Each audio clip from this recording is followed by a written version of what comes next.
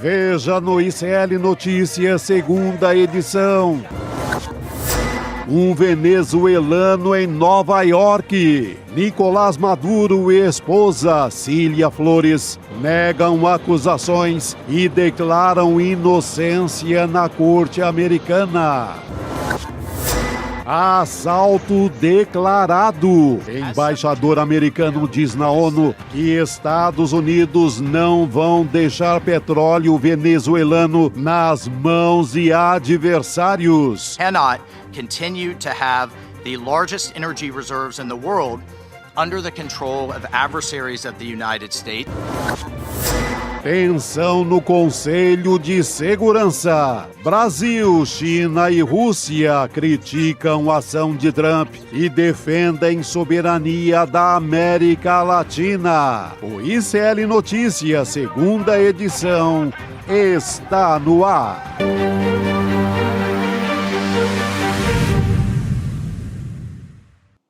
Olá, boa tarde. Seja muito bem-vindo, seja muito bem-vinda ao ICL Notícias segunda edição. Está no ar, estamos ao vivo em todos os nossos canais. Chega mais nesse ano que já começou com tudo aqui no ICL Notícias. Meu parceiro Chico Sá já está ao meu lado nesse dia 5 de janeiro de 2026. Eu fiquei até com receio de errar a data, né, Chico? Meu Deus, hoje é aquela segunda que você, no meu tempo você errava o cheque, quando tinha cheque, né? Mas não temos cheque, mas temos uma reviravolta na história, né? Isso não é bomba, não é grande notícia, isso é aquele acontecimento que muda a história. Muda a história de um continente, muda a história do mundo. É um rebuliço na geopolítica. O pior é que a gente tem pelo menos 2.000 quilômetros de fronteira agora com os Estados Unidos. Isso. Nós somos vizinhos agora do Trump. Isso não é uma boa notícia para ninguém.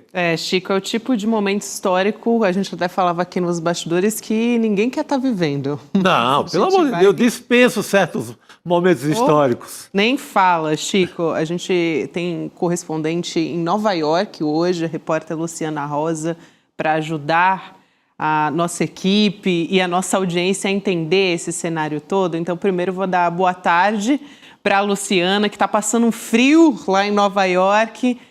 Bem-vinda, querida. Muitíssimo boa tarde. Hoje até que a temperatura está um pouco amena em relação ao que foram esses dias desde que Nicolás Maduro desembarcou aqui em Nova York, para ser bastante sincera. Uma boa tarde também aos telespectadores da ICL e ao Chico também, que está aí no estúdio.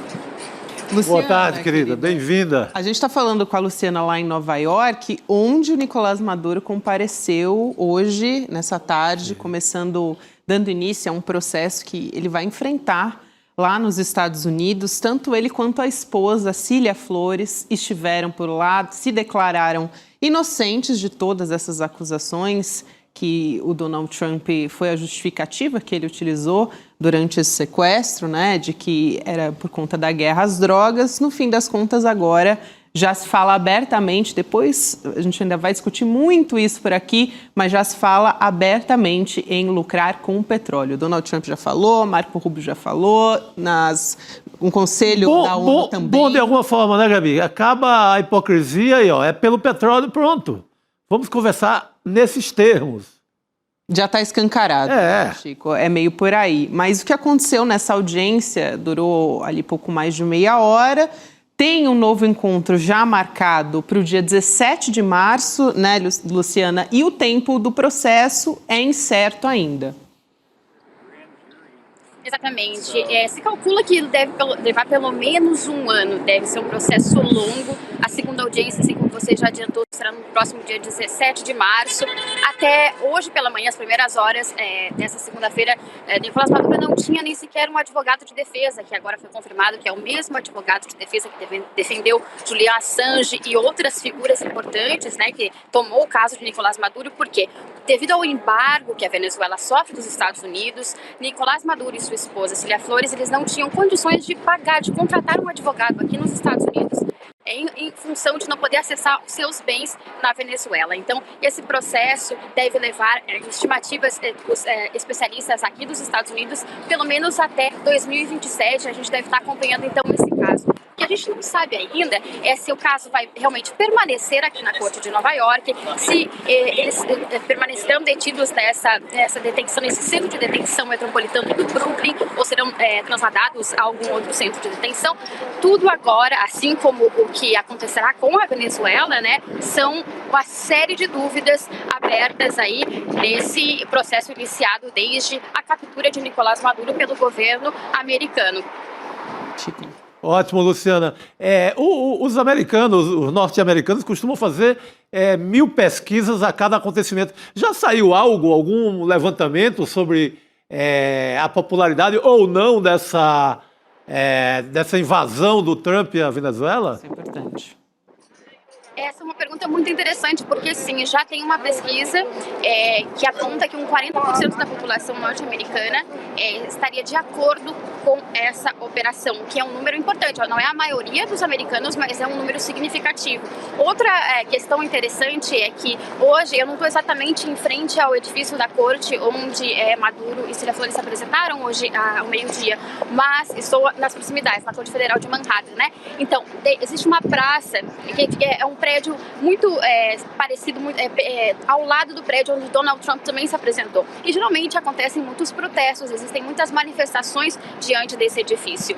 Os jornalistas eram unânimes em reportar que hoje o número de manifestantes em frente à corte onde Maduro se apresentou era algo nunca visto antes. Então existe também um forte apelo por parte dos americanos, vendo esses venezuelanos comemorando, celebrando essa detenção de Maduro, né? Então isso apela muito para a opinião pública aqui nos Estados Unidos. É bem interessante isso, apesar de que hoje também aconteceria a primeira reunião privada, porque o Congresso americano estava em recesso, né? Nós estávamos em recesso de final de ano, estão voltando então os legisladores para finalmente se reunirem e questionarem como essa decisão foi tomada sem que tenha sido consultado o Congresso norte-americano. Então são muitas perguntas ainda a serem respondidas pelo Executivo. Muito importante essa colocação aqui da Luciana, essas informações que ela traz. Primeiro porque a justificativa justamente para os Estados Unidos tentarem burlar de alguma maneira essa questão do direito internacional é dizer que é uma operação policial, então não é uma declaração formal de guerra. Isso é um ponto. E o outro, aqui muito rapidamente, porque a gente tem que trazer aqui uma fala do Conselho de Segurança da ONU, também muita gente colocava, mas o MAGA, que é aquela base trumpista extremista do Donald Trump, não quer mais uma guerra. Então, essa declaração serve a eles e, por outro lado, também tem aquela campanha do Donald Trump já há muito tempo, primeiro contra os imigrantes e segundo contra o narcotráfico, supostamente. Então, esse discurso serve como uma justificativa. Agora, Chico, vamos passar também para essa reunião emergencial do Conselho de Segurança da ONU.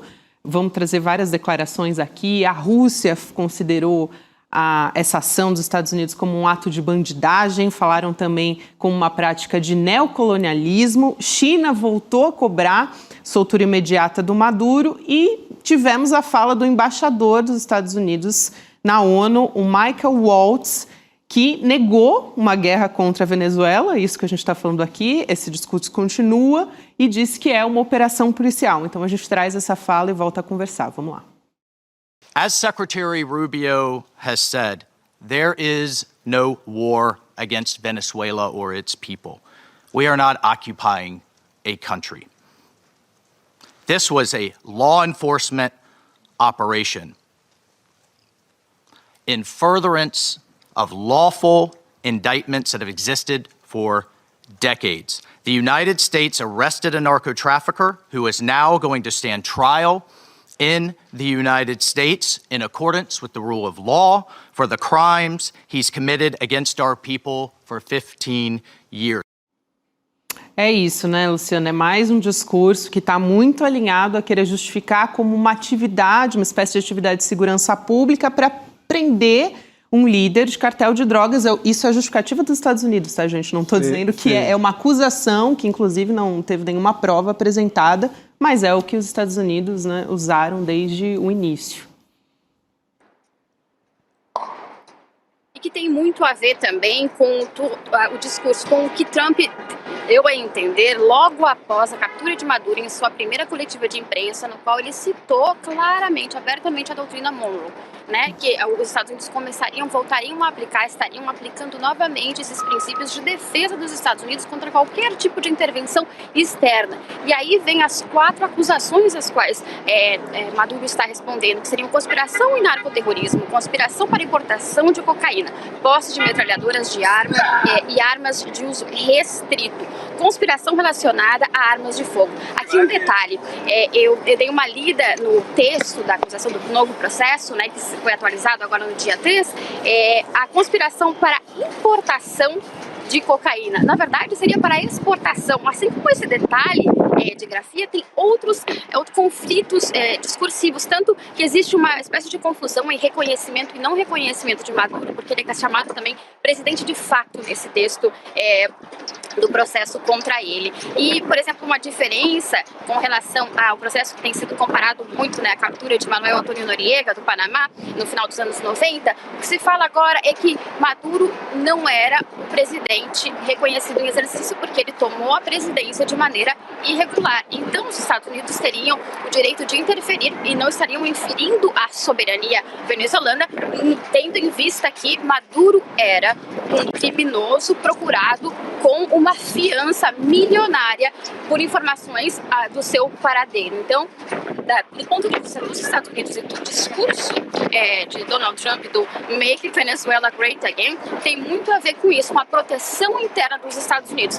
Depois, tocando outro ponto que é muito interessante sobre essa questão da popularidade também da operação, isso pode chegar a decair nos próximos dias, porque fere muito também a questão do American First, né, que é o que o Trump ganhou as eleições prometendo que ia colocar os assuntos internos dos Estados Unidos em primeiro lugar. E isso não estaria acontecendo. Então, boa parte da população provavelmente já está protestando contra os gastos que estão sendo empreendidos em operações como essa que trouxe Nicolás Maduro aqui para Nova York.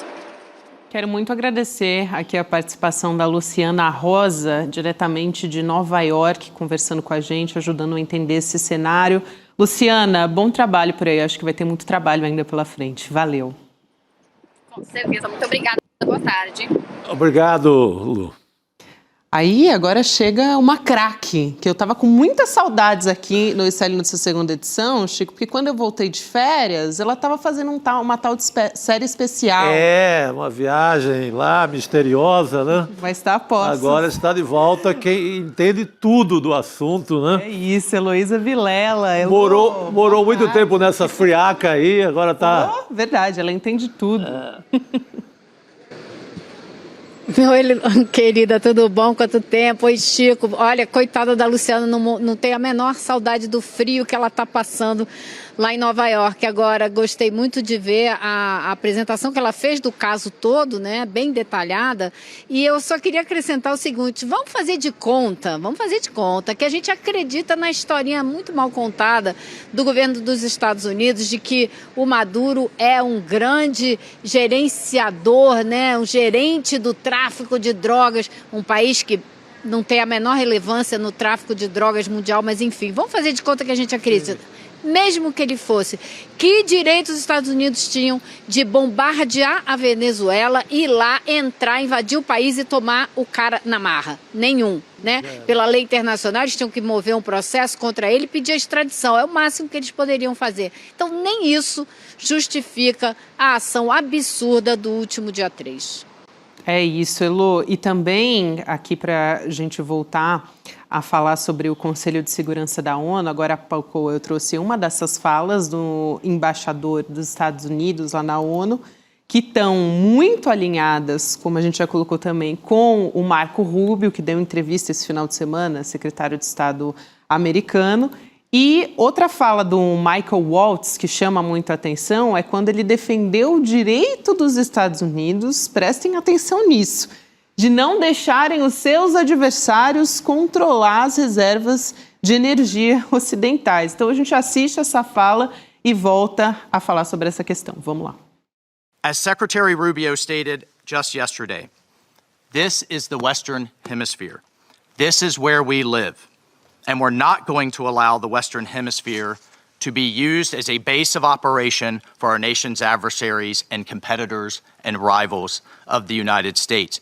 You can't turn Venezuela into the operating hub for Iran, for Hezbollah, for gangs, for Cuban intelligence agents, and other malign actors that control that country. You cannot continue to have the largest energy reserves in the world under the control of adversaries of the United States, under the control of illegitimate leaders, and not benefiting the people of Venezuela, and stolen by a handful of oligarchs inside of Venezuela. Chico. Não, quando eu falei que estava gostando, que as coisas estão saindo daquele terreno nebuloso da hipocrisia e do cinismo, vem o representante aí na ONU e fala da maneira mais contundente ainda, né? Nós somos o dono da energia do mundo. Ninguém pode ter mais do que a gente. O controle tem que ser nosso. Então, acaba qualquer ideia de camuflar. Foi para isso e é isso e será assim. O que me espanta, Elô, é continuar. Hoje a Assembleia Nacional da Venezuela toma posse para retomar o ano. A Delcy Rodrigues, ali legitimada pelo Supremo da Venezuela como presidente de fato. Isso é que ainda me deixa encucado. Como eles querem tanto domínio e porque mantém todo o chavismo no poder. Essa é a sinuca que eu não compreendi ainda. Olha, Chico, eu teria uma explicação para isso, que é a seguinte: os Estados Unidos têm uma longa história de tentativa de dominar outros países, seja sutilmente, seja abertamente. E a última grande experiência foi no Iraque, que foi um desastre absoluto. Eles invadiram o país e decidiram administrar o país. Puseram uma pessoa lá encarregada, aquele Paul, esqueci o sobrenome dele, que andava de terno e gravata e bota de construção, era uma figura ridícula. E foi um desastre absoluto, porque eles nunca conseguiram controlar o país. Então, eu acho que eles têm essa história na mão, eles sabem que dá errado, dá ruim. E o Trump tem uma eleição de meio de mandato pela frente agora, para Câmara e Senado. E ele sabe que é uma coisa que a população americana odeia, como a Luciana estava lembrando aí, que são esses gastos no exterior com esse tipo de ação e, claro, o risco de colocar aí alguns militares americanos na linha de frente. Você não vai controlar um país se você não puser o exército lá dentro, e eles podem morrer porque a resistência na Venezuela não será pequena. Então isso tudo foi levado em conta. O que eu acho que eles estão contando que podem fazer? Eles já chegaram lá, já bombardearam, em 2 horas resolveram o que queriam e mostraram para a Venezuela do que são capazes e estão dispostos a fazer. Diante disso, aceitaram, trabalhar com a estrutura do chavismo, que continua de pé. Todo o governo continua de pé, só saiu o Maduro. Então eles vão, e como disse o Marco Rubio numa entrevista no domingo, a gente vai continuar pressionando para que as coisas sejam feitas da maneira correta. A maneira correta lá, do jeito deles, que é permitir o quê? Que as empresas de petróleo dos Estados Unidos entrem lá, financiem uma renovação da estrutura de produção de petróleo da Venezuela para exportar tudo para os Estados Unidos. Não é só uma questão de ter o petróleo para si, para usar o produto, não é isso. É controlar o fluxo mundial de petróleo, porque o petróleo segura o valor da moeda americana. Então é algo muito mais complexo, muito mais amplo e muito essencial para a manutenção da hegemonia dos Estados Unidos no mundo, que se dá através do dólar forte, do dólar sendo a moeda essencial para o comércio internacional. A Venezuela estava vendendo esse petróleo na moeda chinesa, por exemplo, e isso é algo que os Estados Unidos não querem de maneira nenhuma. Então, para eles, me parece que tudo bem conviver com o chavismo, contanto que eles possam determinar o que vai acontecer na indústria de petróleo da Venezuela. E, enquanto isso, a Venezuela vai ganhando tempo para mobilizar a opinião pública, mobilizar a comunidade internacional, como fez hoje nessa reunião na ONU, que foi absurda. Você imagina os países ali, um de frente para o outro, falando os absurdos que o americano falou, e o venezuelano ouvindo, só olhando para a cara dele. Olha, foi uma cena e tanto, viu? Foi estarrecedor. Excelente explicação, Elô. Acho Você que deu faz total sentido. Não é? Esse diagnóstico seu, ele diz muita coisa. O mais maluco é que toda aquela oposição ao chavismo, assanhada, querendo assumir o poder, achando que havia chegado a hora deles, né? Como a Maria Corina, como o Edmundo Rodrigues, eles estão magoadinhos nessa história, né? Porque acabaram sendo rifados de sábado para cá.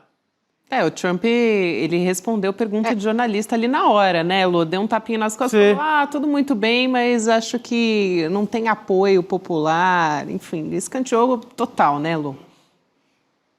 Por quê, né? Por quê? Eu acho que a última coisa que eles querem é desestabilizar demais o país, porque isso é péssimo para os negócios, é péssimo para a exploração de petróleo. Eles querem manter mais ou menos a estrutura, mas torear essa estrutura e dominar essa estrutura. É mais ou menos esse o jogo. E o Trump não segura a mão de ninguém. Tá aí o Guaidó para provar, tá aí a Corina para provar e tá aí o próprio Bolsonaro para provar que o Trump não segura a mão de ninguém. É verdade. É a tese de que ele não vai com derrotados, né? Mesmo a eleição na Venezuela sendo questionada, mas ele não vai com perdedores em lugar nenhum. É aquele narcisismo dele impede qualquer ação dessa natureza.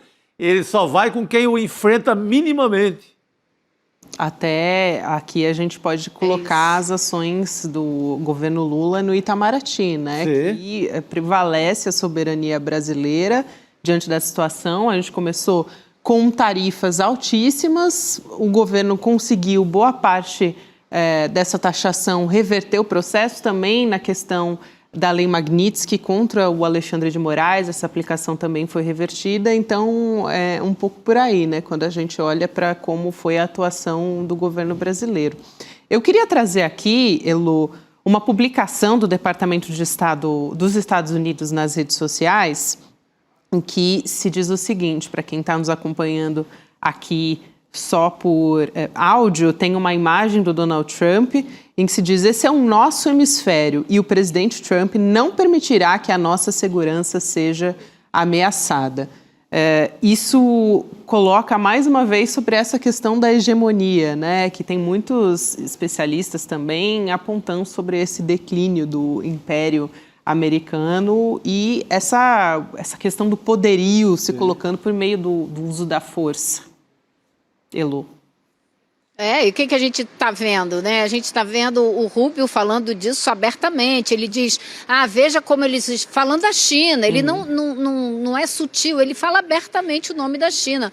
Veja como eles estão extraindo riquezas naturais na África. O que a gente sabe que está acontecendo na América Central e na América do Sul? A gente nós aqui temos vários projetos, são 5 rotas de ligação do Atlântico com o Pacífico para chegar nos portos do Peru e do Chile. E parte desses projetos tem o interesse e financiamento da China. A China está trabalhando para ter um outro ponto de saída dos seus produtos direto pelo Pacífico, para não depender do canal do Panamá, que é controlado pelos Estados Unidos. Então, isso tudo está em movimento e o desenvolvimento da África, da América do Sul global em geral, tem sido cada vez mais vinculado a projetos conjuntos com a China. E os Estados Unidos estão desesperados, porque eles fazem um trabalho de extração de recursos. Eles não fazem um trabalho que deixe nesses países uma infraestrutura, um desenvolvimento, ganhos, né? O tal do ganha-ganha. Não tem ganha-ganha com os Estados Unidos. Eles ganham e os outros que se ferrem agora mais do que nunca sob Donald Trump. Perfeito, Lu. Me bateu novamente, depois de sábado para cá, já havia preocupação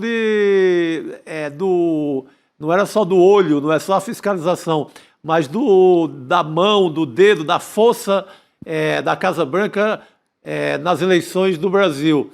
Essa história toda, ela me devolveu esse temor. Como é que você vê, Lu? Você acha que podemos dormir tranquilos ou... Não, Não podemos nem Taxativa, dormir e isso. muito menos tranquilos, Chico, porque a situação é gravíssima e a disposição de tomar e se assenhorar de toda a região que os Estados Unidos demonstraram é gigante. Não vai parar por aí. Eu não sei, e a minha grande preocupação, Chico, é essa. Eu não sei quem vai barrar esse sujeito, porque a gente vive um momento agora que eu acho, estava conversando até com uma pessoa aqui no Planalto hoje sobre isso, né? A gente vive um momento que acho que o mundo inteiro viveu quando Hitler invadiu os países da Europa. Sim. Era essa a sensação, quem vai parar esse cara? E a gente está no mesmo momento. Quem vai parar esse cara? Ou China, Rússia, vão se dar por satisfeitos com a ideia de que eles vão mandar aqui no hemisfério e eles vão ficar com outras áreas de influência? Hoje, quando a gente sabe que a China tem no sul global sua grande parceria, Brasil, o principal parceiro comercial do Brasil é a China, eles vão se conformar em simplesmente serem retirados desses mercados? Acho difícil. Não foi à toa que a resposta da China hoje no Conselho de Segurança da ONU foi muito contundente, o que foge aos parâmetros chineses diplomáticos, Exato. que são sempre muito comedidos. A resposta da China foi muito forte, especialmente para ser o país que é sempre comedido. Exato, Elô, isso que você chama atenção é muito importante. Aliás, a China que é o principal parceiro de quase todo o continente sul-americano. Então, A China está tão dentro do Brasil que você tropeça em projetos. Você vai no Nordeste, não tem como você andar sem tropeçar num projeto de energia solar, de energia limpa. É muita coisa. E compra de ações em tudo que é empresa. Então, não faz sentido que a China, depois de ter avançado tanto por aqui, chegue agora e diga, não, Trump, cuide daqui, que eu vou tomar conta lá de Taiwan e vamos embora. é isso aí. É isso que a Elô chamou a atenção aqui na fala dela também. Elô, muito obrigada. É bom ter você aqui de volta do meu lado. Até quarta-feira. Elô Vilela sempre está com a gente aqui no N2. Valeu, querido. Um beijo. Até amanhã, pessoal. Até. Querida, obrigado. A gente segue por aqui já trazendo a fala da China, o posicionamento da China no Conselho de Segurança da ONU, como adiantou também a Heloísa Vilela junto com a gente.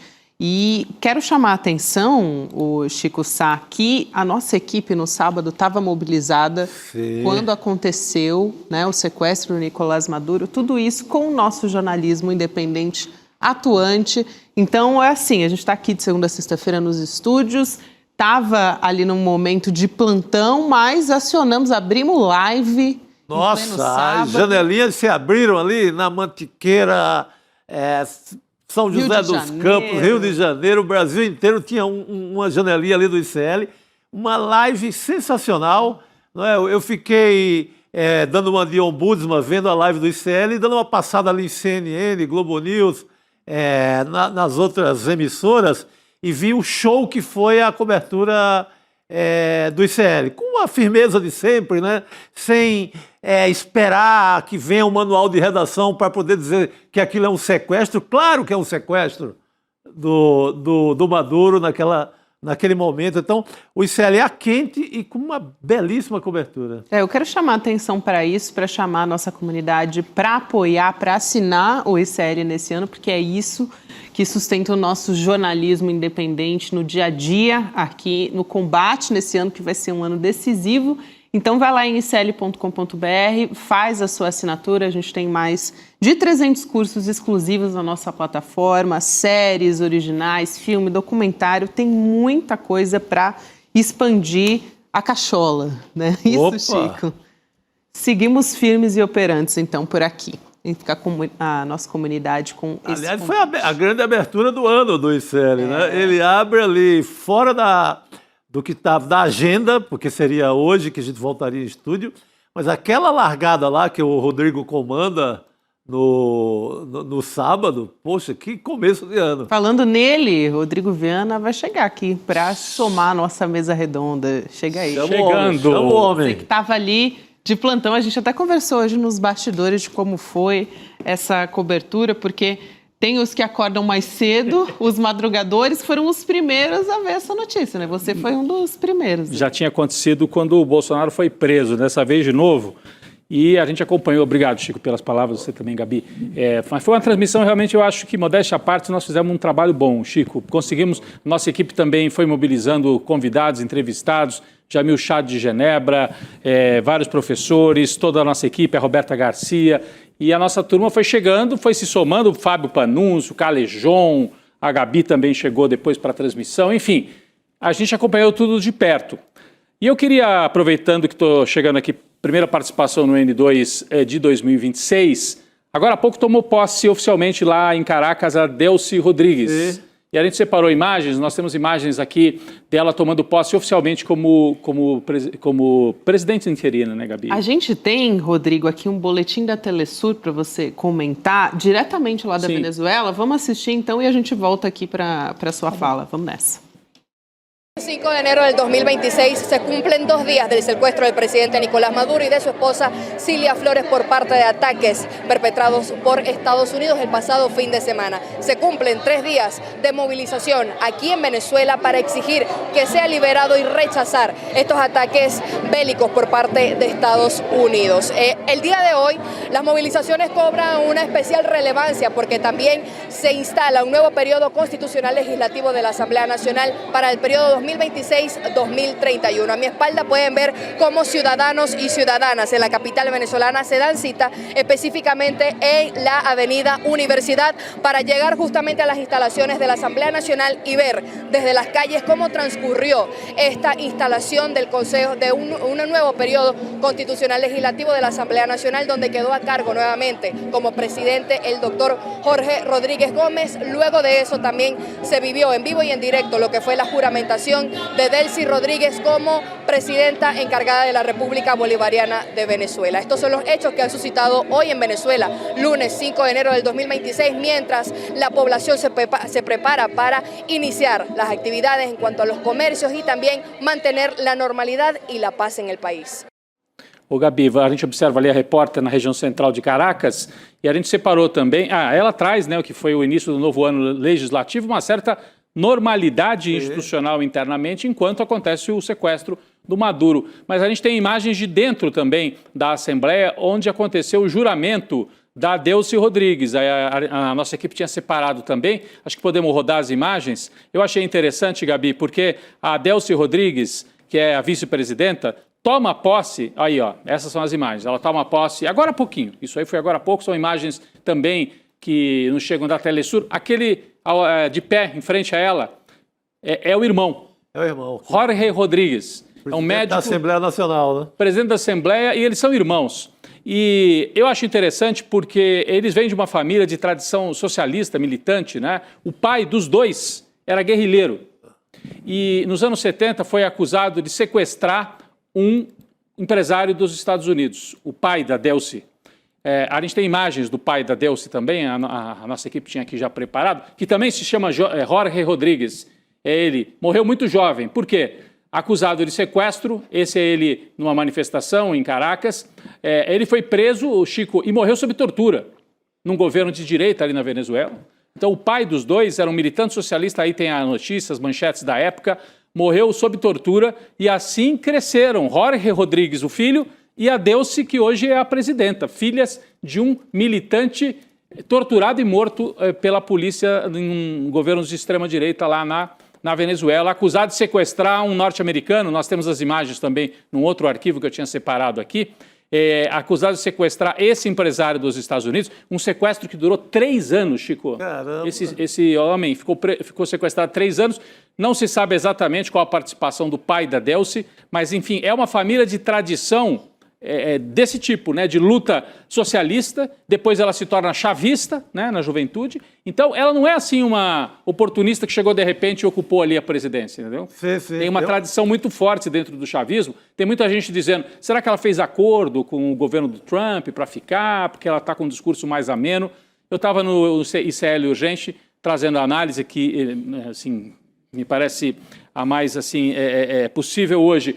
Ela está sendo cautelosa, porque não tem saída. Né?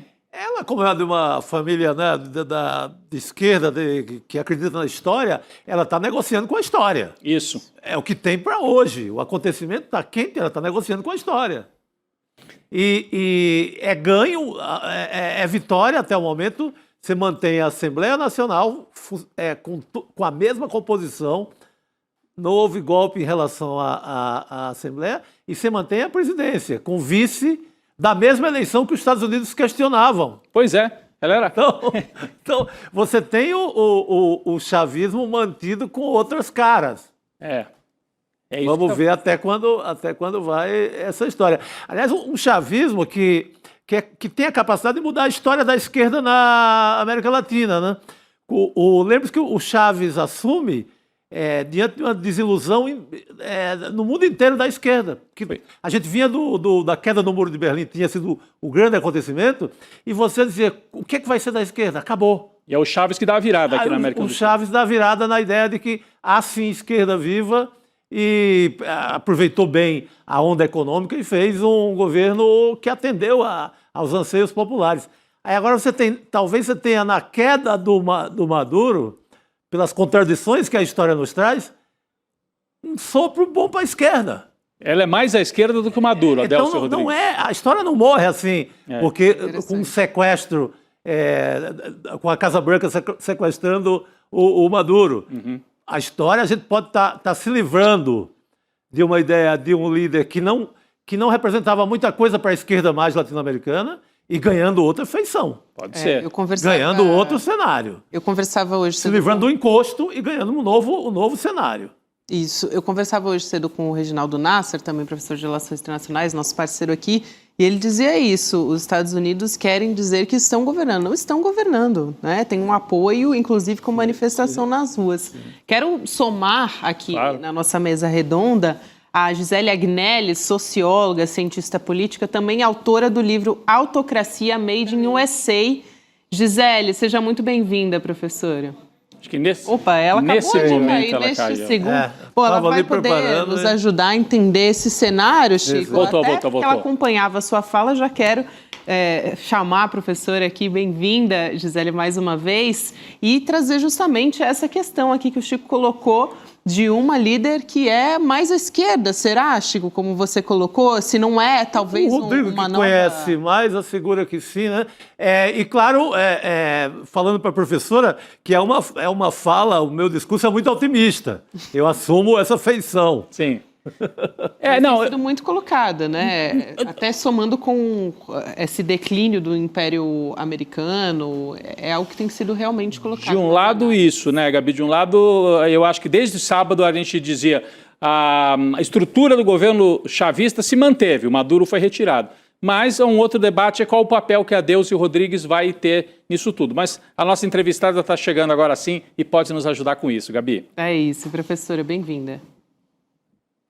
Tudo bem, Gabi, Chico, Rodrigo, um prazer estar aqui com vocês hoje. É um prazer te receber também, Gisele. A gente falava sobre essa conjuntura política e sobre também essas novas lideranças que, na verdade, são históricas do chavismo e na Venezuela. Então, um pouco de o que a gente pode esperar a partir de agora, até porque a gente tem tido uma mobilização importante ainda do chavismo. Então, os Estados Unidos sequestraram o Maduro, mas ainda prevalece essa força política. Então, ouvi a sua análise a partir dessa posse no parlamento também. Pois é, Gabriela, se você me permite uma pequena digressão antes de entrar eu queria trazer uma figura política importante, que é o Elbridge Colby, para a nossa conversa. O Elbridge Colby, ele é importantíssimo, porque vocês começaram essa conversa até colocando ali aquela comunicação da Casa Branca, colocando o hemisfério ocidental é nosso, né? E ele é o grande teórico desse governo Trump 2. Ele é o número 2 ali no antigo Departamento da Defesa, que virou Departamento da Guerra. Ele está ali ele também está muito próximo com o Rubio, e ele tem a gente fala muito do projeto 2025 e da Heritage Foundation, uma think tank conservadora, né, que pauta muito a política doméstica interna americana, mas o Elbert Colby traz para esse governo a política externa, através do livro que chama Strategy of Denial, onde ele traz um realismo duro americano do século XXI, com uma tese central ali de que os Estados Unidos não conseguem mais, no século XXI, dominar e fazer interferências em outros países ao mesmo tempo, com o verniz de levar a democracia liberal para o mundo, e que a China é uma grande hegemonia que precisa ser impedida de se tornar e de dominar a rota lá do Indo-Pacífico. Então, todo esse livro fala dessa estratégia de negação e contenção. Ele é muito explícito com relação aos Estados Unidos, o que ele pode fazer para a China não crescer e não anexar Taiwan. Então eu vejo muito essas análises falando, poxa, será que com essa ação na Venezuela ele deu uma carta branca ali para a China continuar ali as incursões em Taiwan, enfim, mas esse livro ele vai um pouco na contramão dessa análise. E para impedir que China, Rússia, outras potências hegemônicas expandam, né, que é contenção e negação, essa estratégia, então volta-se a falar muito nos países, no papel dos países da América Latina nessa nova dinâmica que o Elbert Colby traz, né? Então os países, principalmente do sul global, né, eles passam principalmente conceitos como democracia, direitos humanos, leis que defendem o meio ambiente, qualquer multipolarismo, ONU, são retóricos, não são estruturantes da política para o Elbert Colby. Então é um realismo muito duro e que a gente tá vendo com a invasão agora da Venezuela na pele, um extrativismo, né? Eles voltam a usar o termo da América Latina como quintal dos Estados Unidos, uma extensão territorial, como se os Estados Unidos pudessem ali considerar a nossa terra um extrativismo aberto para eles, né? Então, seja o petróleo da Venezuela, agora muito claro, né? Nem se fala mais em narcoterrorismo, nem se está perseguindo os narcoterroristas. O Triângulo do Lítio vai ser muito visado ali, Argentina, Bolívia e Chile, uma das maiores reservas de lítio do mundo, importante para semicondutores nesse novo mercado tecnológico também do século XXI. O Brasil com terras raras, nossos biomas, a nossa água, eu acho que tudo isso está muito em xeque no mundo de hoje. Então, queria trazer muito também esse autor e esse pensador para a gente entender essa dinâmica, esse cenário aqui dos Estados Unidos que é importante para entender a invasão da Venezuela. Perfeito. Professora, até agora há pouco a gente falava sobre o Conselho de Segurança da ONU. Eu queria trazer um pouco das posições de cada um dos países, né, desses países-chave. O governo venezuelano denunciando essas violações nessa reunião, as violações dos Estados Unidos, também dizendo que Aldercy Rodrigues está como presidente, que as instituições estão funcionando normalmente, e Rússia e a China também pedindo a libertação do Nicolás Maduro, criticando os Estados Unidos. A China, aliás, não é muito usual a China se posicionar dessa maneira mais contundente, e a Rússia até surpreendeu também, usando o termo bandidagem, enfim, uma fala bastante... Foi o discurso mais forte, né? Mais forte, de adjetivo ali. Foi da Rússia, né? Isso, da Rússia, exatamente. E o governo dos Estados Unidos não só justificando, a gente já trouxe algumas falas aqui ao longo do programa, mas não só justificando, mas alegando que o Maduro não era o líder da Venezuela e que também não existe uma guerra. Eles estão usando aquele termo de operação policial para justificar que é contra o narcotráfico, né, Rodrigo? Como se fosse uma espécie de operação de segurança pública, que acho que quase ali uma maneira de dar uma disfarçada juridicamente no que está acontecendo. Mas também serve para tirar a máscara, né, professora? Porque durante muito tempo se dizia assim, os Estados Unidos, nos discursos a gente ouvia de líderes latino-americanos, os Estados Unidos pensam que são a polícia do mundo. Como é que eles pensam? Eles têm certeza que são. Porque hoje o embaixador na ONU falou isso. O que fizemos ontem em Caracas foi uma operação policial. Simples assim, na cabeça dele. Né? Então, tiram as máscaras. Né? Esse governo Trump está servindo para isso. Agora as pessoas falavam de imperialismo, até esse fim de semana circulou a fala de uma jornalista aí dizendo imperialismo, eu acho tão cafona falar em imperialismo. Bom, nós estamos vendo imperialismo, na minha opinião, a professora pode falar melhor, mas em estado bruto, sem nenhum disfarce, e ainda usando a desculpa de uma operação policial. Só quem se julga um império tem o direito de fazer operação policial no país dos outros. Ou eu estou errado, professora? Mas o mais importante, talvez, do que a minha opinião, seja a senhora analisar o que houve lá no Conselho de Segurança da ONU, né? Pois é. Os Estados é uma reação a uma nova postura dos Estados Unidos que nunca teve, né? Passou por o governo Trump com características populistas e agora a gente está numa outra coisa que eu já classifico como uma autocracia. Vamos esperar aí o VDEM, índices de classificação da saudabilidade democrática, mas eu particularmente já chamo de uma autocracia. Agora, os Estados Unidos se pautaram nas relações internacionais por muitos anos, seja governo democrata ou republicano, mais ou menos, na excepcionalidade americana, né? Aquele princípio de que a história da democracia, do federalismo americano é uma história única e superior, né? E única e diferente no mundo e por isso superior, né? Bastante arrogante esse conceito, mas é isso, leaders of the free world, os líderes do mundo livre, né? Você pode criticar o Venice de buscar essa democracia liberal no mundo, né? Mas esse é o princípio. A Chimamanda, que é uma autora que eu gosto muito, em Americaná, no livro, traz um conceito que eu acho que a gente tem que usar mais agora. Ela relembra a palavra jingoísmo. Jingoísmo, para observação de uma nigeriana que morou nos Estados Unidos e se tornou professora, é um nacionalismo exacerbado, um patriotismo bélico, agressivo com relação aos outros países. E o Trump, ele traz esse conceito, as últimas consequências culturalmente. Todo o conceito de America First trouxe isso. Estamos sendo dilapidados por outros países, estamos sendo passados para trás, principalmente a ameaça da China no ideário popular. Então, é isso que se baseia Trump. Até o America First, que na campanha do Trump foi muito, não vamos mais se meter em nenhum conflito em outro país, principalmente em termos de orçamento, não vamos gastar nada. A gente está vendo que se transformou em outra coisa agora, né? Ele está indo no limite constitucional que é de fazer ações pontuais, como ele fez na Venezuela, até o limite que ele não precise do Congresso para pedir verba extra. E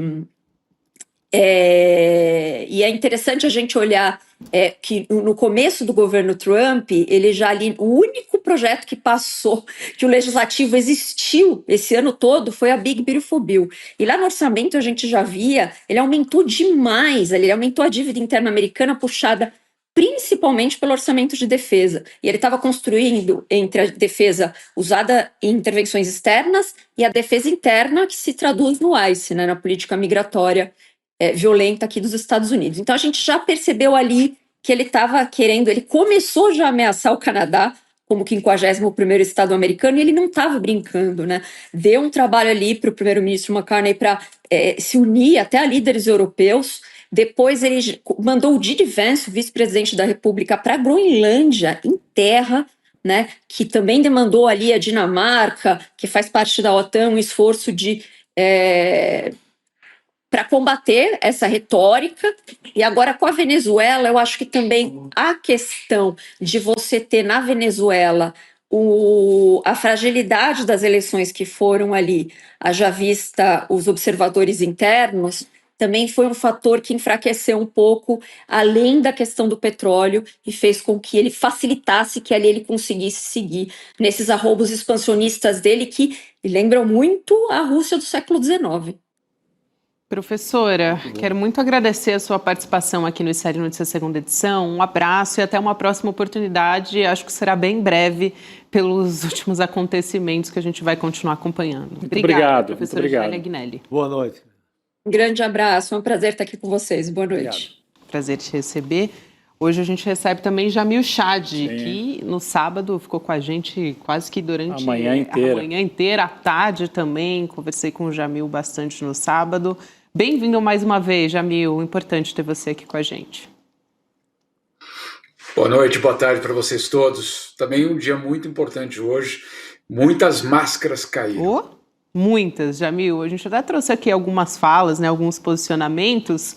Para começar aqui com você, que a gente quer falar sobre o governo brasileiro também, dizendo que rejeita a divisão do mundo em esferas de influência. Você vai poder explicar isso muito melhor aqui, mas denunciando também qualquer tentativa da criação de um protetorado na Venezuela, que foi uma indicação do que a fala do Donald Trump no último sábado deu ali de cara, quando diz: nós estamos governando a Venezuela.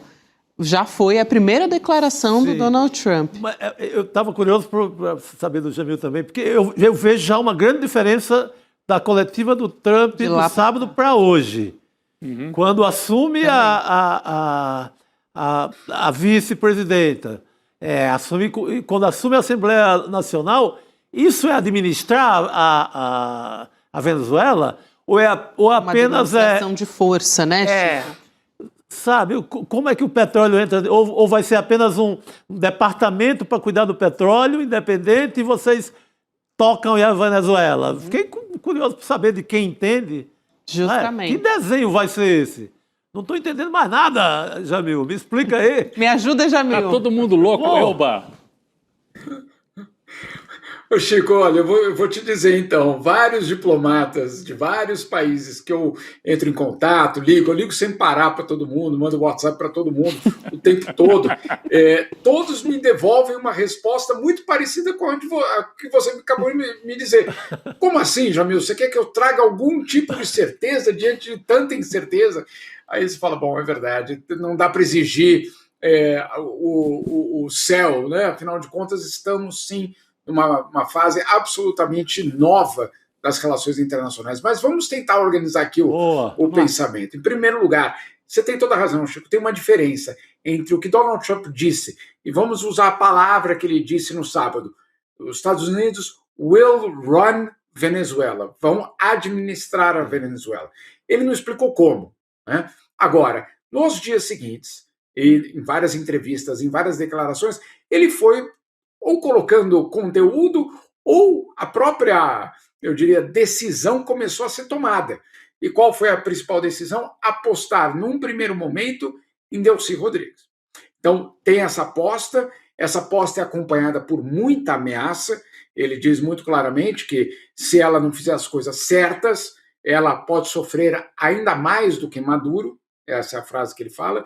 Depois vem o próprio Marco Rubio dizendo: não, os Estados Unidos não vão ter um governo lá americano, mas nós é que escolheremos quem vai governar a Venezuela. E aí ele deixa também muito claro que Delcy Rodrigues tem alguma chance se cumprir os interesses, obviamente, dos Estados Unidos. Agora, claro, isso não acontece, uma frase dessa não acontece num vácuo.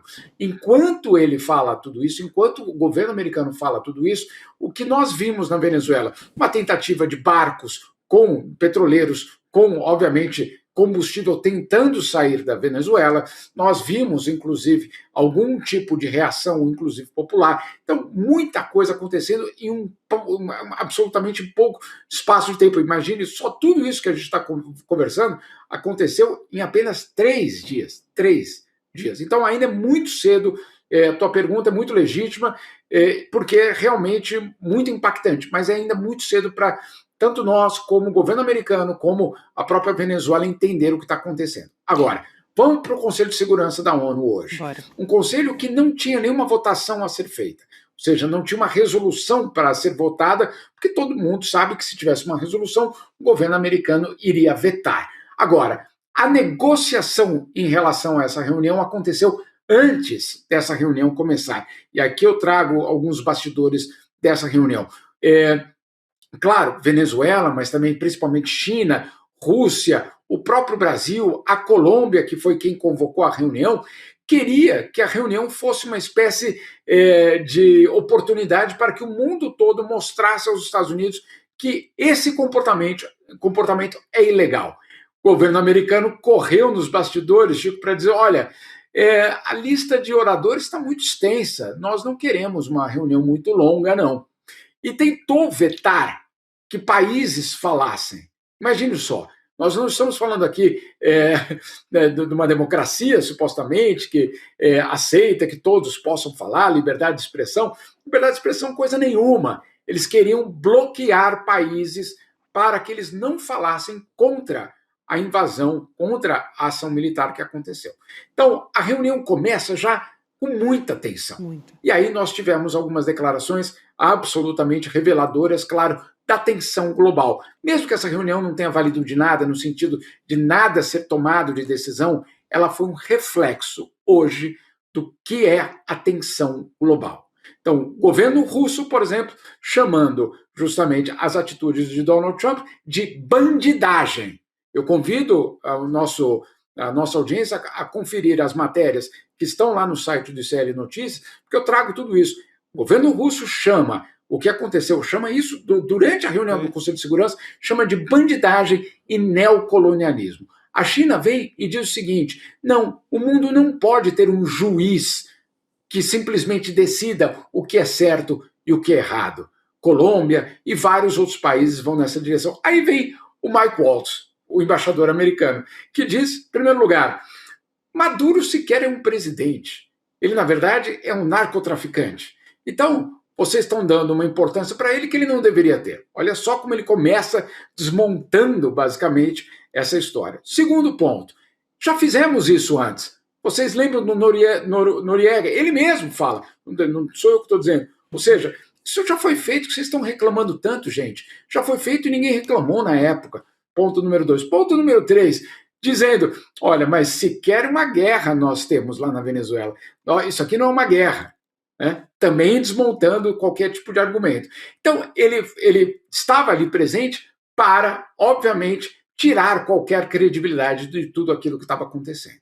Então, também foi muito revelador essa posição americana. E, por fim, Gabi, tua pergunta sobre o Brasil. O Brasil é um discurso bastante, eu diria, contundente, apesar de não citar Estados Unidos, mas não cita Maduro também no discurso, nem Maduro, nem Trump são citados nominalmente.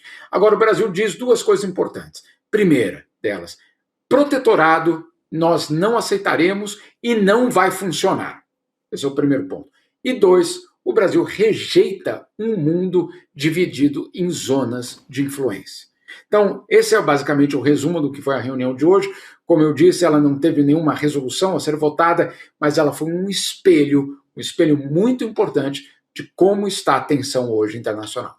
Excelente, Jamil, esse resumo que você traz aqui. Agora há pouco você estava falando do posicionamento americano. Eu queria trazer especificamente o que o Departamento de Estado dos Estados Unidos publicou nas redes sociais para você poder comentar. Agora há pouco a gente trouxe também com a Heloísa Vilela. Eles dizem o seguinte, postando uma imagem do Donald Trump. Este é o nosso hemisfério e o presidente Trump não permitirá que a nossa segurança seja ameaçada. Já passando a palavra aqui para você sobre essa questão dos Estados Unidos estão se colocando, né, com o uso da força perante os demais países, agora especificamente contra a Venezuela. Nós estamos assistindo ao imperialismo do século XXI. Nas redes sociais, desenhado o que significa um país, basicamente, se apoderar, ou pelo menos dizer que está se apoderando de um continente inteiro.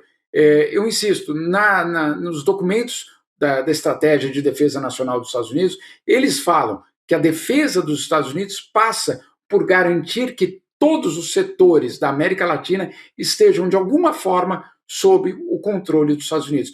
No documento, por exemplo, Gabi, é muito relevante que eles pedem, inclusive, que a CIA identifique os locais no continente americano, no hemisfério, basicamente ocidental, que sejam de interesse estratégico dos Estados Unidos. A CIA. Isso é dito num documento. O documento sequer é reservado. Ou seja, é sim um governo que se apresenta como uma espécie de... eu acho que não é nem espécie, é um erro, que eu acabei de falar um erro aqui. Um governo que se apresenta, sim, como um ator imperialista no século XXI.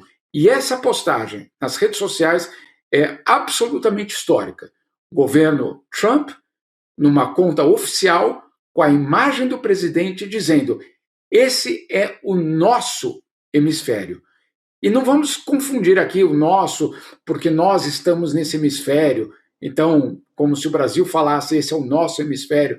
Não, esse é nosso porque, de fato, é a intenção, a de propriedade, a de tomada de posse. E hoje o Brasil, inclusive, falou: não tem nada que justifique uma atitude como essa. Não tem nada no direito internacional que justifique simplesmente você tomar posse de uma zona de influência, de uma zona do continente, do mundo, dizendo que essa é a minha área vital de interesses para o meu país. Não existe. Alguns especialistas estão chamando, em vez de doutrina Monroe, né, botando um D, né, Donroe, né, é uma atualização da doutrina Monroe, que era a América para os americanos, mas me parece com um grau assim mais explícito, talvez, de violência do que era lá no começo do século XIX, com um discurso ainda mais explícito, né? Porque foi do século XIX a doutrina Monroe, no começo do século XX o presidente Roosevelt, não o Roosevelt do desenvolvimento, o outro Roosevelt atualiza aquilo, né? Bota para quebrar também, e agora você tem o Donald Trump, né? Então a cada 100 anos os Estados Unidos explicitam algo que a gente conhece, mas que agora fica explícito, caem as máscaras, né? Gabi e Chico estavam falando isso mais cedo, o que acaba tendo um lado assim, eu não digo que é bom, porque é impossível, nada do que aconteceu é bom. Mas é pedagógico, né? É pedagógico. Você não está mais num jogo num teatro de enganando ninguém, ó. O jogo é esse, é bruto. Agora você veja essa coisa de zonas de influência também, né, Jamil? Porque China e Rússia, algumas pessoas tinham a ilusão de que China e Rússia iam encostar um navio de guerra aqui, iam fazer frente para os Estados Unidos. Não fizeram nada disso, né? Estão, por enquanto, no discurso. Né? Isso também é bom a gente observar. Isso aqui serviu como um teste para o Trump. Olha, eu vou lá, tiro um presidente de dentro da capital, levo para Nova York e não acontece nada. Expõe nas redes sociais. Expõe nas redes sociais e diga: é meu. Então, daqui a pouco ele vai tomar o que ele quiser. Em alguns casos, faz pela eleição. Na Argentina, no Chile, na Bolívia, no Equador. Onde não der pela eleição, vai na porrada, como eles fizeram aí na Venezuela. Então, por isso que a gente tem que ficar preocupado na Colômbia e no Brasil, que tem eleição esse ano, como o Jamil já vem falando há algumas semanas, né? E olha, Rodrigo, tem dois pontos fundamentais. No caso da Argentina, é pela eleição, mas também era por um cheque, né? Teve um cheque ali que foi dado para o governo, para um oxigênio absolutamente fundamental para o governo Milei. Sem aquele oxigênio, sem aquele cheque, eu não sei aonde estaria o governo Milei neste momento, e aquele cheque, obviamente, catapultou aquele governo, ou pelo menos permitiu que aquele governo fosse adiante, desde que várias exigências do governo de Donald Trump fossem atendidas por Milei, várias exigências. Aquilo ali veio cheio, na verdade, de condicionalidades. Será que elas são tão diferentes das condicionalidades que Donald Trump está colocando em Delcy Rodrigues? Eu tenho minhas dúvidas. Eu tenho minhas dúvidas se são apenas estratégias diferentes para o mesmo objetivo, que é, sim, protetorado. Né? Um protetorado econômico na Argentina, um protetorado militar no caso da Venezuela, e assim por diante. O governo brasileiro, no fim de semana, e nós trouxemos isso, inclusive, no domingo, na nossa página, o governo brasileiro justamente preocupado com esse fenômeno que você acabou de dizer. Se der certo essa intervenção na Venezuela, ou seja, se eles conseguem, a partir dessa força toda, tirar um presidente, colocar um governo que seja do seu interesse, que atenda aos seus objetivos econômicos, por que eles parariam na Venezuela? E é um país grande, com uma força militar importante. Você imagine a quantidade de países latino-americanos com exércitos absolutamente frágeis, com economias frágeis, sem qualquer tipo de aliança nem com Rússia e nem com China. Ou seja, são absolutamente dependentes de qualquer tipo de ameaça, ou dependentes não, perdão,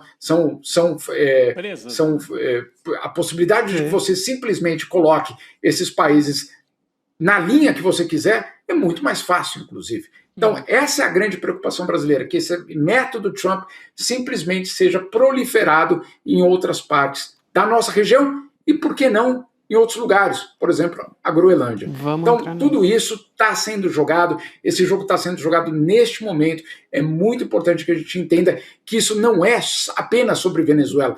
Eu tenho recebido muitas mensagens, mas ele é um ditador, mas ele viola os direitos humanos. Bom, a gente pode discutir isso e deve discutir isso. Agora, o que a gente não pode esquecer é que esse argumento ele é instrumentalizado, porque quando um ditador tem políticas que são simpáticas aos Estados Unidos, nós não escutamos nenhum tipo de ameaça a esse ditador. Ou seja, não é sobre democracia, não é sobre direitos humanos, não é nem mesmo sobre narcotráfico.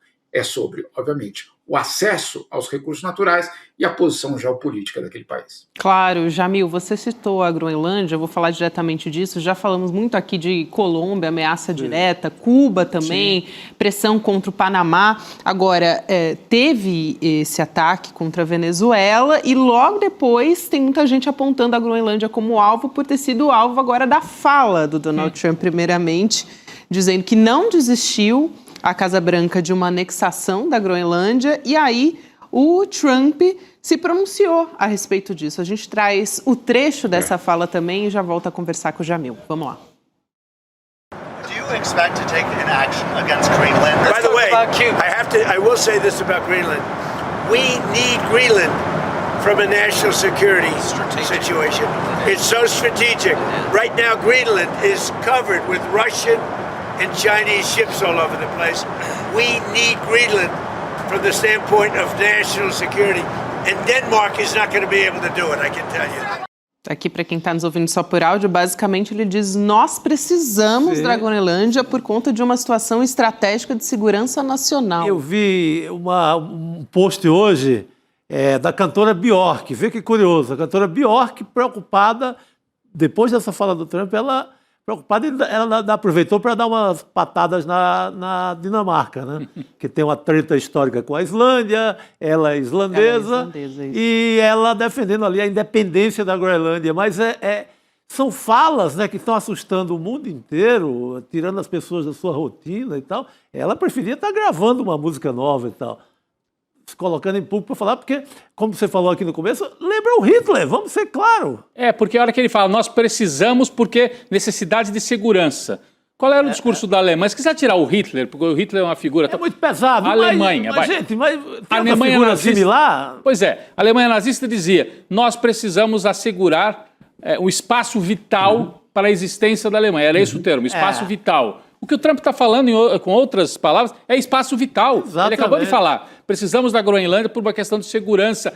Mas e a Dinamarca? A Dinamarca não será capaz de garantir isso, porque a Groenlândia é uma colônia dinamarquesa, né? Um grande território, mas pertence à Dinamarca, que é pequena, né, comparado. Então ele deixou explícito, é impressionante, Chico, mais uma vez, é explícito, é imperialismo, Jamil, e não é só imperialismo contra a América Latina, é imperialismo contra os europeus. Olha, aliás, a comunidade econômica europeia numa vassalagem absoluta. Como nunca, né? A América Latina ainda reage um pouco. Ainda tem um Petro ali dando uma pancada e tal. Acho que a palavra é vassalagem mesmo, não é diplomacia. Nossa, vassalagem é um negócio que você nunca se viu em lugar nenhum. É impressionante. Vamos ver o Jamil sobre isso. É impressionante, e os europeus estão entendendo que o jogo mudou, porque durante 80 anos, essa aliança entre Estados Unidos e União Europeia, e Europa, basicamente, ela foi inquestionável. E hoje, como não só essa aliança, várias alianças do governo americano, dos Estados Unidos, passam a ser questionadas sempre que o interesse americano prevalecer. Então, não existe mais a definição de amigos, inimigos, adversários. Não, depende de quem está do meu lado. Você não está do meu lado, ou você está do meu lado, mas é um obstáculo a algo que eu quero, você deixa de estar do meu lado. Né? Então, é muito claro isso. No caso da Groenlândia, é ainda mais impressionante, porque, claro, nós estamos falando de um governo aliado, nós estamos falando de um membro da OTAN, a Dinamarca é membro da OTAN, ou seja, nós estamos falando de um governo socialista com cunho bolivariano. Não, estamos falando de um membro da OTAN absolutamente aliado, com os mesmos, eu diria, parâmetros culturais. Não tem nada que você poderia dizer ali, ali é complicado porque a bandeira deles é vermelha, etc. Até né, da Dinamarca até vermelha, mas não é esse o problema, né, deles. A questão é que, claro, a Groenlândia passa a ser fundamental num jogo político, geopolítico muito maior, que é justamente a das rotas, basicamente, entre a Ásia e o continente americano, claro, principalmente com as mudanças climáticas, e aí, obviamente, essas rotas que encurtam, claro, a viagem entre a Ásia e as Américas, ela pode passar por ali, esse é um primeiro ponto. Segundo, claro, a quantidade impressionante de recursos naturais que também tem ali na Groenlândia. E, claro, com o governo Trump dizendo que isso tudo está sendo ameaçado porque russos e chineses já começam a estar na região. A Dinamarca veio e falou, gente, então vamos fazer o seguinte, se os russos e chineses de fato estão na região, vamos fazer uma aliança e a gente vai defender. Ah, não, vocês não vão defender, nós vamos defender. Agora, o Rodrigo tem toda a razão. A cada 100 anos, né, aparentemente, aparece uma doutrina, ou pelo menos um formato novo. Há 100 anos, o governo americano considerou fazer uma ação mais contundente para tomar a Groenlândia. Não foi para frente, a história naquele momento não foi para frente, era muito complicado, os europeus, obviamente, eram os grandes europeus, né? Não era essa Europa absolutamente marginalizada, era mais difícil você simplesmente bater de frente com os europeus. Hoje, de repente, não é tão mais difícil assim você passar por cima, basicamente, daqueles que foram teus aliados. É isso, Jamil. Antes, o Big Stick era, você fala de uma maneira amigável, mas você dá uma marretada. Agora não precisa nem mais falar amigável, né? Dá uma marretada na palavra, na economia, na guerra, tudo. E acabou. Agradecer o Jamil Chad aqui, junto com a gente no N2. Querido, obrigada. A gente se fala em breve de novo. Só queria trazer um detalhe nessa confusão que foi esse dia no Conselho de Segurança. O governo da Colômbia pediu a presença do Jeffrey Sachs, né, o economista. A China e Rússia aceitaram. E ele veio com um discurso devastador também em relação aos Estados Unidos, mostrando que, claro, o que existe é uma atitude permanente de golpes de Estado, de invasões e de tentativas de tomada de recursos naturais pelo mundo inteiro. Nenhuma novidade. É como o Rodrigo disse, agora é tudo explícito, não tem mais a historinha para ser contada. Não precisa contar mais a historinha dos direitos humanos, da democracia, das armas químicas e de não sei o que, não. A gente dispensa a historinha, vamos direto ao ponto. É isso, Jamil. Daqui a pouquinho a gente vai trazer essa fala aqui, esse trecho do Jeffrey Sachs, Jeffrey Sachs, justamente, que o Jamil aponta aqui. Obrigada, querido. Bom descanso por aí. Se é que é possível falar em bom descanso em momentos como esse, né? Acho que o Jamil cenário, acho que ninguém descansa. Aliás, não sei se vocês acompanharam, nós acompanhamos, né? As entrevistas do Chico Pinheiro, entrevista no ano passado. Claro, acompanhei várias. Várias, muito boas, e a gente selecionou aqui as melhores para reprisar nesse começo de ano. Então a gente vai trazer a do Pedro Cardoso, né? Campeão de audiência. E a de maior repercussão também. Né? Talvez seja a campeã em reprodução em rede social e tudo. Né? É isso. Então a gente começa esse ano já com novas entrevistas que vão sair do forno. Enquanto isso, a gente assiste a do Pedro Cardoso na segunda-feira. Vamos lá, dá um trechinho aí pra gente. Ser de esquerda, no fundo, é considerar que há certos bens da humanidade que são inevitavelmente coletivos. O saber, por exemplo. Quem é que descobriu toda essa matemática que a gente aprende na escola? A história. Quantos historiadores trabalharam para a gente hoje ter livros de história? A literatura. A quem pertence esse saber? A quem pode pagar por ele? Não. Esse é um saber que pertence à totalidade da humanidade. Então, me parece óbvio que ele tem que ser oferecido e garantido à totalidade da humanidade. Não pode uma pessoa nascer rica, como me aconteceu, e aí eu ter a oportunidade de estudar, e o garoto que nasceu no mesmo dia, no mesmo ano que eu, no mesmo lugar, mas numa família que é herdeira da escravidão brasileira, da escravidão... é preto, né? E no caso do Brasil há essa tristíssima concomitância, né, da cor da pele das pessoas, está ligada à pobreza majoritariamente, e aí ele não tem direito ao saber da escola particular. Então, de uma certa maneira, haver escola particular é uma ofensa à justiça do conhecimento. Aqui, então, um trechinho, um gostinho. Muito bom. Viva a escola pública, né? Viva a escola pública, onde fui criada. Também sou filho da escola pública e tem que ser cada vez mais forte, né? Muito boa, essa fala dele é muito boa. Excelente. Acompanha aí a partir das 7 horas, só continuar junto com a gente que você já vai ser redirecionado para o Chico Pinheiro Entrevista, que hoje conversa com o Pedro Cardoso. E vamos seguir, eu prometi aqui que a gente falaria, separou aqui um trecho da fala do presidente da Rede de Soluções para o Desenvolvimento Sustentável da ONU, o Jeffrey Sachs.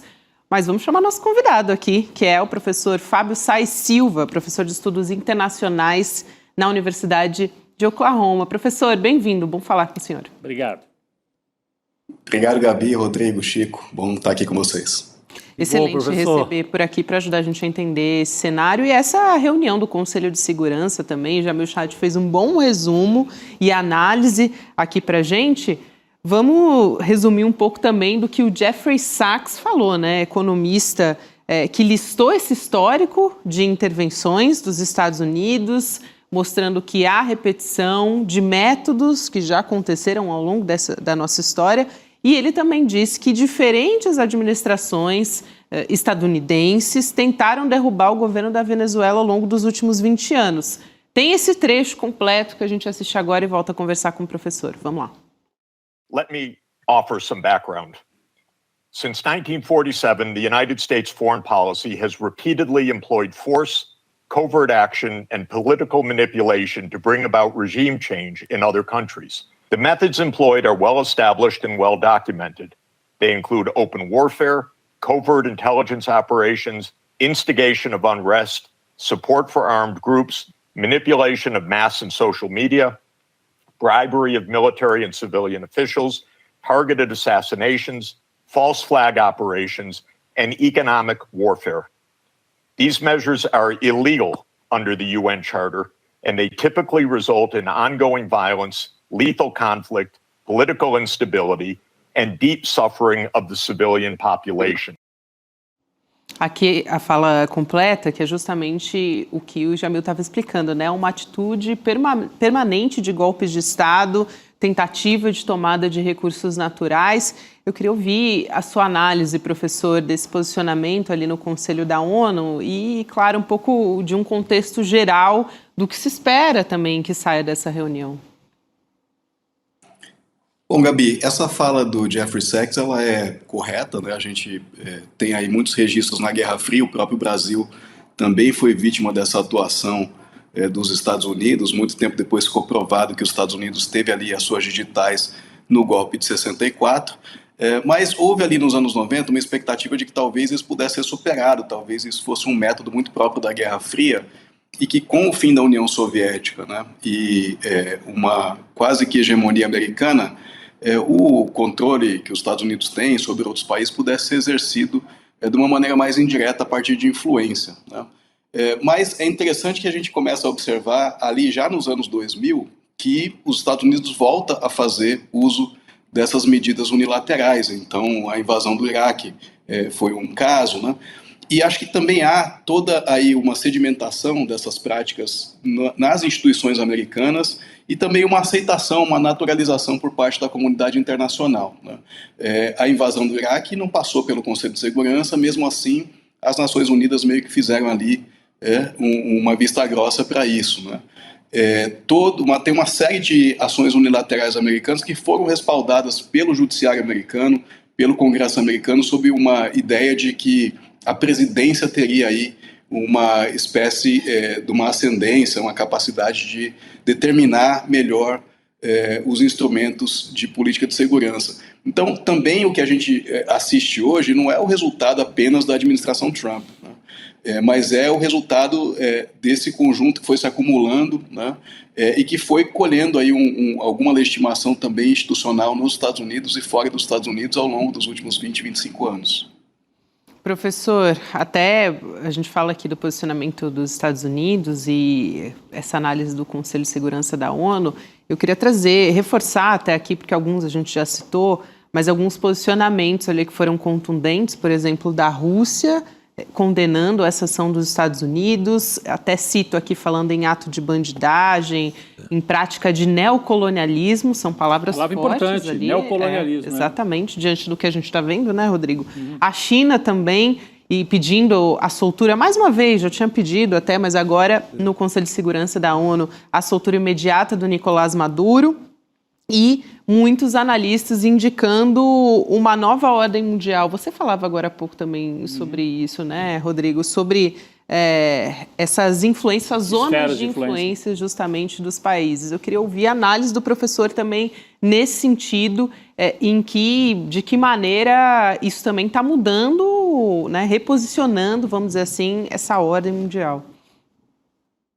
Isso era uma hipótese que se colocava ali no final do governo Biden, início do governo Trump, e que o governo Trump, de fato, abraçou, articulou essa tese, né, de que nós vamos viver agora um mundo em que aquela ideia de globalização, de integração plena, ela se desfaz, e o mais provável é que o mundo se fragmente e que dentro disso os Estados Unidos se vê um pouco como naturalmente competente, né, para dominar o que eles chamam do hemisfério ocidental, né?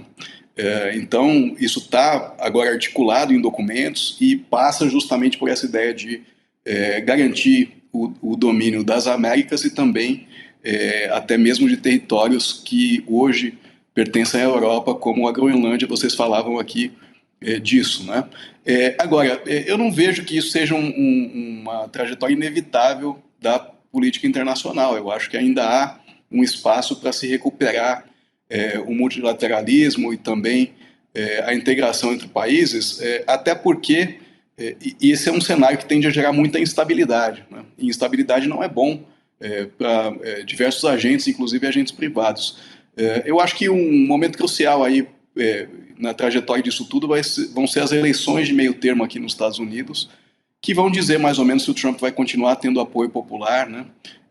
E vai continuar podendo adotar essa linha de política externa sem uma maior contestação do legislativo, ou se caso os democratas ganharem uma maioria no legislativo, eles aí passam a ter instrumentos, né, para poder, por exemplo, bloquear esse tipo de ação e adotar resoluções que alterem um pouco o curso dessa trajetória. Professor, o senhor acha que dá para comparar, assim, quando a gente fala em zonas de influência, ou esferas de influência e tal, então Estados Unidos ficariam com as Américas, a Rússia com o leste europeu, mas o leste europeu não quer ficar com a Rússia, então, por enquanto, a Ucrânia, né? A Rússia avançou até a Ucrânia e tem Belarus ali, a antiga Bielorrússia também. E a China no Sudeste Asiático, né, na Ásia, tendo domínio econômico. Mas são diferentes as posições, né? Até agora eu não vi a China adotar uma posição como essa, adotada aí pelos Estados Unidos na Venezuela. A Rússia, sim, na Ucrânia. Mas, fora isso, são poderios diferentes. As pessoas olham para a Rússia, a economia russa não dá para chegar perto da economia dos Estados Unidos, né? Ela tem força bélica, mas não força econômica. A China tem força econômica. Como é que você poderia analisar não só os Estados Unidos, mas esses outros dois grandes jogadores, players, né, como se diz por aí? Bom, Rodrigo, para mim, o que eu posso constatar um pouco é que a China, pelo menos no discurso, né, ainda continua com um discurso muito alinhado a de alguma ideia de globalização, de integração, inclusive porque se beneficia de rotas comerciais com outros países, né? Um país que acabou se tornando aí superavitário nas suas rotas de comércio, né? E também se tornou aí a grande base industrial do mundo, né? E agora está avançando também na produção de tecnologias de futuro, na área de economia verde, né? Tudo isso. Então, acho que a China tem um interesse ainda em manter um mundo mais integrado, né? Mas, óbvio que não dentro daquela lógica da hiperglobalização que foi defendida nos anos 90, no caso, pelos Estados Unidos, né? No sentido de que os países teriam que eliminar qualquer tipo de barreira ao comércio e especialmente política industrial, né? A Rússia, me parece que a agressão que a Rússia desferiu contra a Ucrânia, ela estava baseada numa ideia de segurança, né? em princípio, a preocupação com a expansão da OTAN.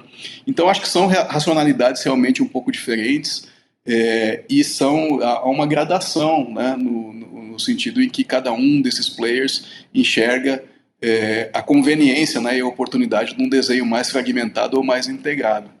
E a Europa, né, Rodrigo, você citou aí, quer dizer, a Europa acaba ficando perdida aí, né, porque quem é a Europa em relação a esses três grandes players, e onde é que começa e onde é que acaba a Europa, né? Eu acho que a Europa tem hoje grandes motivos para se preocupar e não se tornar também uma candidata a ser uma zona de influência da Rússia.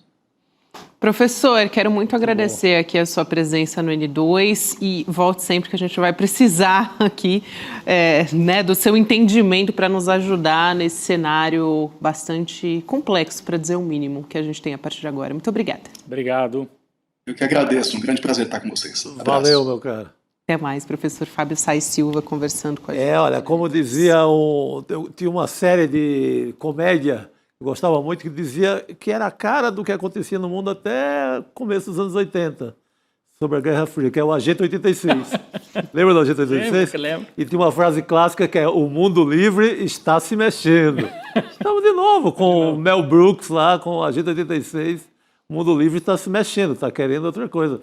Mas o que eu acho que é grande novidade é o tamanho do dinheiro da China na América Latina. Isso. A gente teve outros desenhos, nunca teve a China quase dona do continente. Na economia. Na economia. Vou entregar tudo isso? Pois é. Isso é um aspecto para a gente também analisar aqui no ICL, Chico e Rodrigo, e vamos nessa, porque esse é só o começo da semana, ainda vem muito. Vamos, semana... Meu Deus! Vamos de Pedro Cardoso com o Chico, né? Agora a gente vai de Chico Pinheiro entrevista com Pedro Cardoso e amanhã a gente vai estar de volta a partir das 7 horas da manhã e aqui no N2 também. Boa noite, pessoal. Até amanhã.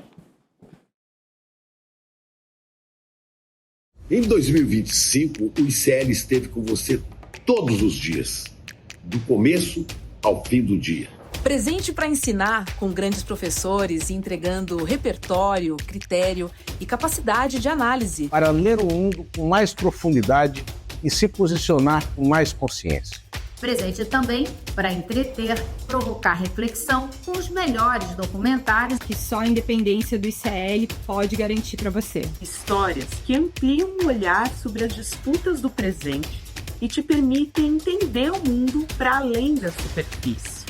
Nosso jornalismo independente existe para organizar a realidade com apuração, ética, responsabilidade. E levar informação confiável e verificada para todos os cantos do mundo.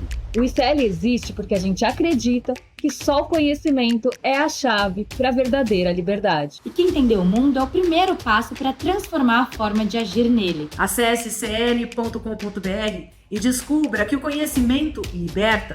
Aprenda com os melhores professores, assista aos melhores documentários do mundo e apoie o jornalismo independente.